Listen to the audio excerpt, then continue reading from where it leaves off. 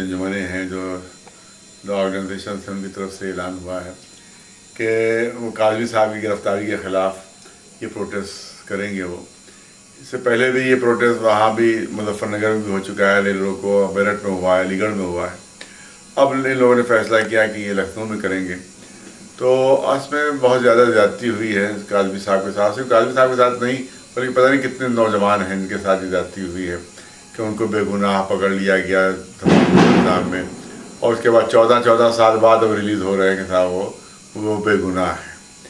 تو اس کا مطلب کہ پولیس نے جان بوجھ کے ان کو پھنسانے کے لیے اور صرف اپنے سر سے بلا ٹالنے کے لیے یا آتنکوادیوں کو کیا اگر اس پہ کہا جائے کہ بچانے کے لیے انہیں سب یہ کیا کہ آتنکوادی تو چھوٹ گئے اور انہیں بے گناہوں کو پکڑ لیا. تو جب ہم دیکھ رہے ہیں کہ سارے جتنے بھی جنہیں گرفتار کیے سب جھوٹے کیس ثابت ہوئے, تو یہی ہم سمجھتے ہیں کہ کاظمی صاحب کو بھی نے صرف پھنسایا ہے اور ان کو جھوٹا, کیونکہ ابھی تک کوئی ثبوت پیش نہیں کر سکے ہم. انہوں نے کہا تھا پتہ نہیں 18 لاکھ 22 لاکھ پیسے کہاں سے آئے, تو اس کے حساب پورا دے دیا گیا ہے, سب کچھ دے دیا گیا. پھر کبھی اتنے ورژن پولیس نے بدلے ہیں کہ انتہا نہیں. کبھی کہا کہ کالے رنگ کی بائک تھی, کبھی کہا کہ لال رنگ کی بائک تھی, کبھی کہا اسکوٹی تھی. تو اتنے ورژن بدلے کہ خود ان کو نہیں معلوم کہ کیا تھا. تو اتنے ورژن بدلے انہوں نے, تو اس سے پتا لگتا ہے کہ جھوٹ ہے, بالکل ٹوٹل جھوٹ ہے یہ اور فراڈ ہے پورا. اور یہ صرف اب اسرائیل کے دباؤ میں یہ سب کیا جا رہا ہے اور مسلمانوں کو صرف بدنام کرنے کے لیے سب کارروائیاں ہو رہی ہیں.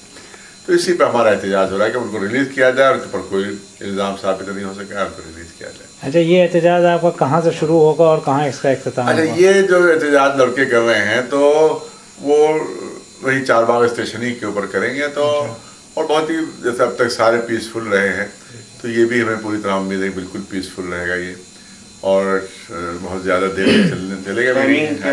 ٹائم اس کی 11 بجے ہے, 11 بجے سے کچھ آدھا گھنٹہ 1.5 گھنٹے اس طرح کچھ چلے گا, 11 ساڑھے 12 تک 1 تک اس طرح سے چلے گا یہ.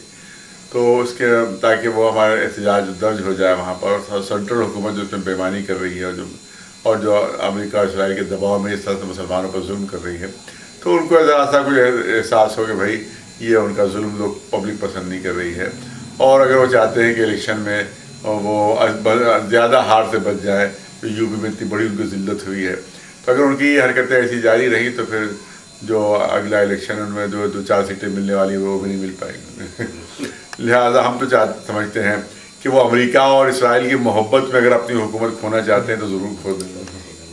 اچھا, جو یو پی میں اس طرح کے نوجوان مسلم بند ہیں اور ان پر کوئی کیس بھی نہیں ہے, چارج شیٹ بھی نہیں داخل ہوئی ہے, تو اس کے بارے میں آپ کا کیا؟ ہمارا یہی ہے کہ دیکھیے اسی سے اندازہ ہوتا ہے کتنا جھوٹ معاملہ. ہم چاہتے ہیں کہ کاظمی صاحب کے ذریعے ہی سے ہماری یہ بات جو ہے پہنچے سکے, اور ان کا جو احتجاج ہوگا تو ہم سمجھتے ہیں کہ یہ احتجاج میں اگر ہمیں کامیابی مل گئی تو پھر آئندہ سب کو ریلیز کرنے میں بھی ہمیں کامیابی ملے گی. اچھا, یہ جو ابھی حکومت ملائم سنگھ کی بنی ہے اور مسلمانوں کی وجہ سے بنی ہے, جس میں شیعہ سنی سبھی نے ون سائڈ ان کو جو ہے ووٹ کیا ہے, لیکن اس کے بعد بھی انہوں نے شیعہ لوگوں کو نمائندگی نہیں دی ہے. ہاں, یہی شکایت تو ہم جا کے ملے بھی تھے ملائم سنگھ صاحب سے, تقریباً 15 دن ہو گئے تقریباً ملے اس کو. ہم ان سے ملے بھی تھے, ان سے بات بھی کہی تھی کہ بھائی شیعہ سنی دونوں نے مل کر آپ کو ووٹ دیے ہیں, لہٰذا شیعوں کی نمائندگی بھی ہونا چاہیے. لیکن ابھی تک بہرحال نہیں کیا, کیونکہ ان کے بعد پتہ نہیں کس کا دباؤ ہے کیا ہے. ہم نے ان سے آج ابھیشیک صاحب سے ہماری وہ ان کی اکھلیش یادو صاحب سے ہماری اکھلیش یادو صاحب بات ہوئی, تو ہم نے ان سے کہا کہ ہماری سمجھ میں نہیں آ رہا ہے کہ آپ لوگ اتنے مذہبی پالیٹیشین ہیں, اور جن لوگوں کا یو پی میں کوئی اثر نہیں ہے اور وہ ایک ووٹ نہیں دلوا سکتے, ان کی تو آپ لوگ خوشامد کر رہے ہیں, ان کے نخرے اٹھا رہے ہیں, اور جو لوگ یہاں پر اثردار ہیں ان کو آپ نگلیکٹ کر رہے ہیں. تو یہ کون سی پالیٹکس ہے, یہ کون سی سمجھداری ہے؟ اچھا, جیسے شاداب فاطمہ ہیں, ان کے لیے بھی چرچا چل رہی ہے. ہم لوگوں نے بھی وہاں پر اٹھایا تھا پریس کانفرنس میں کہ کم سے کم انہیں سوتنتر پربھار کا درجہ دیا جائے, ایک نمائندگی ہو. ہاں بالکل. ابھی آپ نے وہاں سے بخاری صاحب آئے, وہ سب اپنے لیے کہتے رہے, انہوں نے ایک لفظ بھی نہیں کہا اس کے لیے کہ بھائی شیعوں کی نمائندگی بھی ہونا چاہیے. تو وہ ناانصافی کے تذکرے کرتے رہتے ہیں اور ڈھڈورے پیٹتے رہتے ہیں. کتنی بڑی ناانصافی خود کر گئے ہوئے ہیں. کہ انہیں یہ نہیں پوچھا بھائی کہ بھائی اب جو شیعہ ان کی بھی کوئی نمائندگی آپ نے دی ہے کہ نہیں دی ہے. اچھا, ہر ایک کو اپنے اپنی ڈھفلی ہو, اب اپنا راگ بجا رہا ہے. اچھا, وہ سمیتیوں میں بھی شیعوں کی نمائندگی ہونی چاہیے, اور اس میں بھی نہیں ہوتی ہے. ایڈوکیٹ جنرل بنائے, کوئی شیعوں کی نمائندگی نہیں. आप देखिए जितने भी होते थे उसमें कहीं शियों की नुमाइंदगी नहीं है। तो ये बहुत बड़ी एक नाइंसाफ़ी तो क्या इसके लिए आप कोई एहतजाज करेंगे या कोई एक अभी प्रेस देखिए कॉन्फ्रेंस अभी तो करेंगे? फौरी तौर पर नहीं हम कह सकते जी। क्योंकि अभी तो हम चाहेंगे बातचीत हो गई इस सिलसिले में और तवज्जो उनको दिलाई जाए और उसमें अच्छे लोगों को दें। ये ना हो कि किसी का अब्बा आ जाए, किसी का बेटा आ जाए, किसी का भाई आ जाए दबाव में, ऐसा हम नहीं चाहते। हम ये चाहते हैं कि सही तरीके से लोग आए, अच्छे लोग आएँ और जो हमारे वाकई नुमाइंदे हैं शियों के वो इसमें आए। ये ना हो कि किसी के दबाव में आकर किसी को भाई भतीजावाद नहीं हम चाहते हैं। और कौम के लिए क्या मैसेज रहेगा आपको?